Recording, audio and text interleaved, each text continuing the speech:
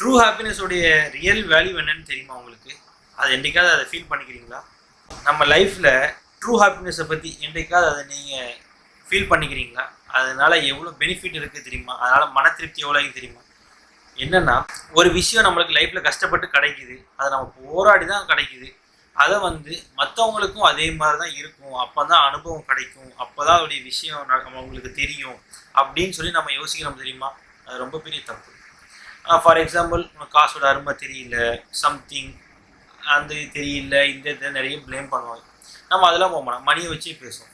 Okay, நீங்கள் கஷ்டப்பட்டு சம்பாதிச்சிங்க, அதோடைய வேல்யூ உங்களுக்கு தெரியும். பட் அதே மாதிரி தான் பிள்ளைகளுக்கு எப்படின்னா மணியோடைய வேல்யூவை சொல்லி வளர்க்கணும்.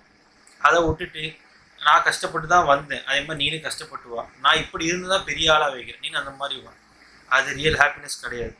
உனக்கு கிடைச்ச விஷயத்த அதை நீ அவனுக்கு ஈஸியாக கிடைக்கணும், ஆனால் அதோடைய அருமையை தெரிஞ்சு கொடுக்கணும். அப்படி தெரிஞ்சிட்டாவே அதில் கிடைக்கிற மிகப்பெரிய சந்தோஷம் வேறு எதுலேயுமே இருக்காது. இந்த மாதிரி விஷயங்கள்லாம் லைஃப்பில் நம்ம கண்டிப்பாக எல்லாருமே ஃபாலோ பண்ண வேண்டியது. யாருமே அதை மிஸ் பண்ணிடாதுங்க. இதில் யாராவது ஃபாலோ பண்ணி சக்ஸஸ் ஆகிக்கிறீங்கன்னா கமெண்ட்டில் சொல்லுங்கள், அதை நம்ம பின் பண்ணி வைப்போம். ஃப்யூச்சரில் ரொம்ப யூஸ்ஃபுல்லாக எல்லாத்துக்குமே.